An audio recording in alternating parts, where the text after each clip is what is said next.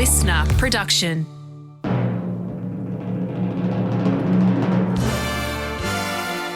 Well, hi there, listener. Hope you haven't budged from your bed or couch since devouring a Christmas feed yesterday and you're clicking onto this app in a hungover or even perhaps a refreshed state if you're one of those people. It is, of course, Boxing Day, a day that's become synonymous with a few things here in Australia like cricket, shopping and, of course, the movies.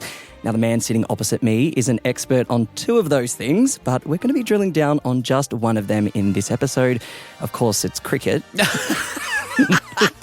You got me there. Justin Hill, host of Listeners, the streaming service. Welcome back to The Briefing. We're, of course, talking movies on Boxing Day. Thank goodness. You scared me there for a minute. I was like, oh, I'm out of my depth. Look, before we get into what's out and what to watch, let's chat the relationship between Boxing Day and movie releases. What's that look like historically and how have we seen it change over the last few years? Well, the thing with Boxing Day releases is it was a huge tradition for a lot of people. You know, like you said, if you wake up today and you're feeling like, what can I do?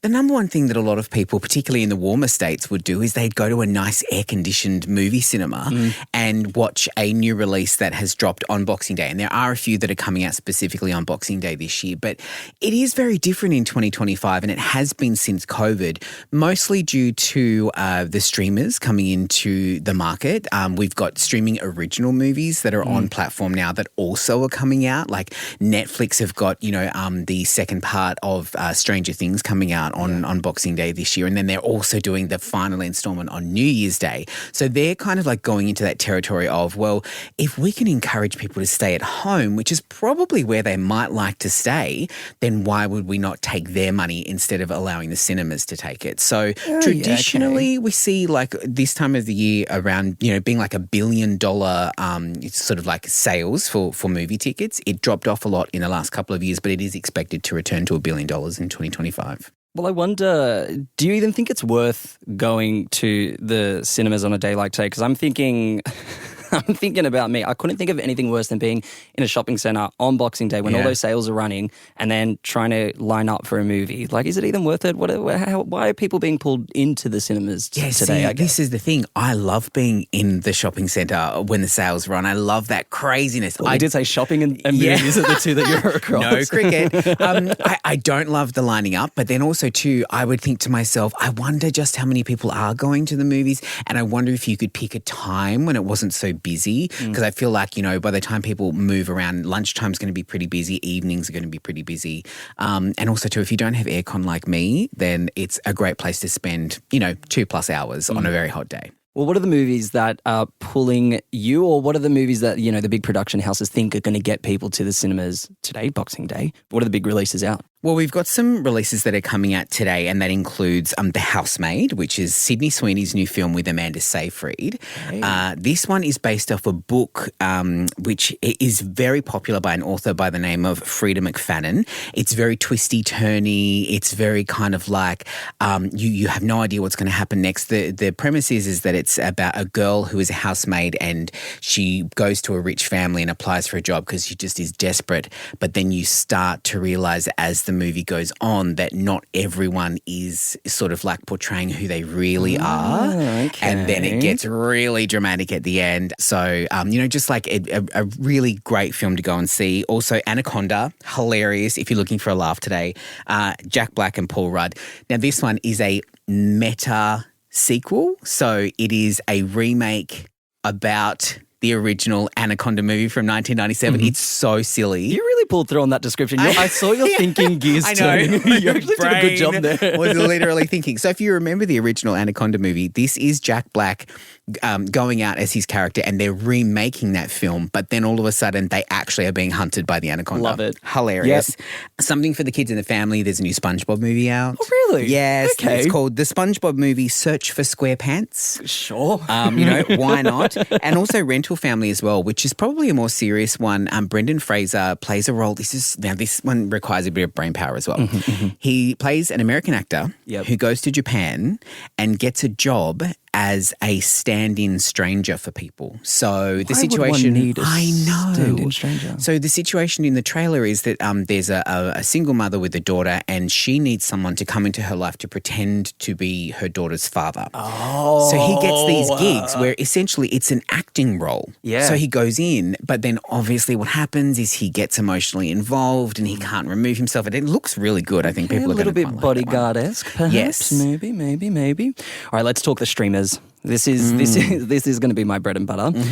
What is out today on the streamers? You mentioned Stranger Things, which I'm so excited for. Yes. So Stranger Things is the big one that's out, but also too, it's only 3 episodes. Yes. So if you've already seen the first 4 in part 1 of season 5, this is part 2, and then the finale will be on New Year's Day. Like I said before, it has had so much talk around it because this is the final season. I found quite fascinating with is like looking at the stars and looking at who has been able to branch out into mainstream media. It's going to be very interesting once this show is over because it's been such a large part of their life for so long. And then we've got other series that are still doing really well, you know, that have come out earlier this year. So obviously we've got K-pop Demon Hunters. Very popular film definitely this year. something to watch today if you haven't watched it already. Yep. The Narrow Road to the Deep North with Jacob Elordi came out earlier this year. It's based on the book by Richard Flanagan, but he's been nominated for a couple of Golden Globes for this next year, which is huge for an Aussie production. That one's on Prime Video. And then also season 2 of The Pit drops on January 8th. What's The Pit? Give me the sell. Okay. As someone who has a partner who is a nurse, this has been like said to be the most accurate like emergency series ever. Okay. They film it in it's got a lot of the original people from ER. Oh, George Clooney's So, ER. well, yeah, so they're now in this show, and it's very realistic, and they've had TikToks of people who have been like doctors who have been watching it and said, okay, so in this scenario, what would happen next is A, B, and C. I'm not going to pretend to know the technical terms. And then they watch it and literally the exact right procedure happens in the show. They've done a lot of work to make sure that it has been correctly kind of like it's not over dramatized. So will we be seeing any pens jabbed in people's throats to open up their airways? None of that. Okay, none of that. Okay, none of that. And then also too, another great one for this year that's getting a second season is Overcompensating with Benito Skinner, who's a TikToker, if you're familiar. Hilarious. Okay. It's actually his life story about being an American football jock in college who comes out. But he only comes out to like a really close friend, and then it's the hilarity of him trying to keep up this persona of the American football jock who just like, you know, hooks up with chicks and stuff. Yeah, really great series. Which is really a genre actually that's kind of taken flight, I feel like, this year. We've spoken about on the show about heated rivalry. Heated rivalry. Yeah, like it's Boots. Yeah. Like there's a lot of queer shows out there. Sadly, Netflix just cancelled Boots. Oh. They're not getting another season. Sorry about that. But yeah, but Heated Rivalry, very popular, and I believe that's getting another season as well.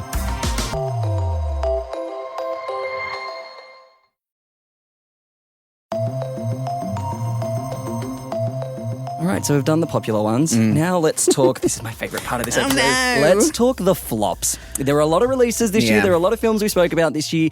What were the top 3 flops? Yeah, okay. I will preface this by saying these are flops that I think you should actually watch, and also Here we go. like what kind of like says something is a flop is not necessarily that it didn't do outstanding at the box office, because not everyone has $1 billion budget or $1 billion reach. Sometimes they just don't hit very high at the box office because they were never meant to. And also, as we've touched on, people aren't really going to the cinemas all that much Exactly. anymore. And we're all watching our money, and I actually paid Here we for a go. ticket to go and see one of these movies again after going to the premiere because I enjoyed it so much. All right. But can I say $30-something for a ticket to the cinema? And then we're chucking our popcorn and our frozen Coke on top. I've spoken about this at length on the briefing podcast. It's or really if you're like something me, that pisses me you're off. just taking your own snacks. Oh, dear, Justin Hill. That's a little scoop. Yeah. Anyway, that movie is Tron Ares, starring Jared Leto.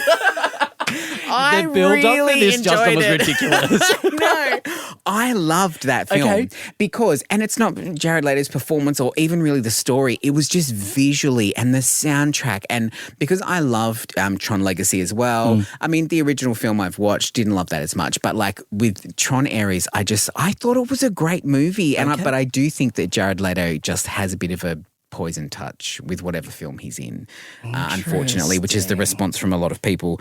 But also, too, another good one, which I also enjoyed, is The Running Man with Glenn Powell, which is it's a remake of a Harrison Ford film. It was really good. It was an easy watch. It's about it's set in the future where there are these games. It's very like if you're very into like Big Brother and stuff like that, you'll love this because it's this man is really down on his luck. He needs money, so he enters these games. And the world watches them in that voyeuristic kind of way. The problem is that if you get shot or, you could die. Oh, okay. So very Squid Game-esque. Yes, very, very. Which honestly, I only watched a few weeks ago for the first time, Squid Game. I didn't realise it was so violent. Yeah. And so early. Yes. Yeah. So many unusual characters in that. I found myself laughing at it and being like, wow, that's okay, cool. Rogue. You're a bit of a character. Yeah. The last one is probably the example that I was giving before that didn't do so well at the box office, but maybe wasn't meant to. I think it did well for what it was, and that's Heart Eyes. And it's a thriller about, okay, so you know the emoji with the heart eyes? Yes. Right, so it's about a killer who goes around wearing a mask that looks like that. And it's really clever, and I really enjoyed it. It was had lots of twists and turns in it. It's very in the vein of Scream or any of those films. If you enjoy those kind of franchises, I wouldn't be surprised if it gets a sequel. But then also too, speaking of sequels that maybe you should give a go, is Megan 2.0. I mean, camp AF, and it was so silly. And if you enjoyed the first one, such a cross section. I know. I'm like, give them a shot. Give them a chance. If you're looking for something, and also too, the great thing is that most of these movies are already out on streaming. Perfect. Which is another thing about Boxing Day releases is they speed up the cinema to streaming release, and sometimes that can be a bad sign because they've gone, oh God, it's not done so well at the cinema. Let's put it on streaming and see how it does. But then also too, like, a lot of films then get picked up and get a new audience when they do go on streaming because people, like we were saying, just don't want to spend their money at the cinema. Yeah, and it'll be very interesting to see this deal that's being negotiated with Warner Bros, Netflix, Paramount, whoever it is at this point. It's just up in the air. But one of the things that a lot of analysts are saying, a positive that could come out of it is if there are some deals brokered between the cinemas and Netflix and something like that and just doing special releases, and perhaps Netflix could be responsible for a cinema revival. I don't know. Watch this space. They've been saying that they want to keep Warner Brothers as it is. And the thing is these days is everyone wants a $1 billion movie. You look at the releases from 2025 and you've got Zootopia 2 clocked over $1 billion. Lilo and Stitch, the live action remake. Loved that movie. Cried twice. There are so many great films that were out this year. So if you haven't, if you're thinking of something to watch, there are so many out. A Minecraft movie did almost $1 billion, and then as did Jurassic World. And the other big one that's at the cinemas at the moment is Avatar Fire and Ash, which they think is going to categorically be the biggest film of the year. So I think what will happen is that we'll we see this number of $1 billion being what every film wants to get, and Netflix are not silly. They are going to want to make sure they have all the fingers in all the pies at all the times to make sure they get as many dollars as they can. Well, look, before we let you go, Justin, I mean, a lot of people might be hearing your voice and might recognise you because you do go viral often with your celebrity interviews and you're always at every single premiere, wherever it is in the world. For those who don't know, Justin, and we all work together, but Justin sometimes rocks up in these fabulous outfits and everyone's like, well, where are you going today? To work. To work, correct. So tell us, what was your favourite premiere event this year? Which one did you go to that you were like, I loved this? And then while you're thinking about that, I want you to think about your favourite celeb interview this year when it comes to film or TV show and stuff like that. Well, I can probably give you the favourite interview first, and that would probably be Jacob Elordi for The Narrow Road to the Deep North. And I'll tell you why, because as I was going into what we call a junket, so you sit down and have the chat, I actually saw his sister, and I knew that his sister had done a project with him, and so I started talking about that in the interview, and then he just I guess it's what you'd say, regular Jacob just came out, and he was so excited to talk about his sister because he was being quite serious and talking about his project. I love that. It's so nice when you can break through the barrier and actually have an enjoyable moment with people. As for red carpets, it's a really tricky one because at the end of last year I had Wicked and I literally went as Boy Glinda. Yes, you were holding space. Yes, I was holding space. So you I'd probably did go as Boy Glinda. Hold on. I just processed that. You so did with the wig and everything. I did. Yeah. I had a blonde blonde wig. Yes. I got absolutely red for feels when that interview went global. It was hilarious. I was like, guys, you don't understand. I had to YouTube how to glue on a wig. Oh my God, I forgot about that. This is what I'm about. That's the effort that I put in. So not a lot. It's a great suit as well. Yeah, thank you. It was hot pink. It's been put in the archives. The archive. All right, Celine Dion. Yeah.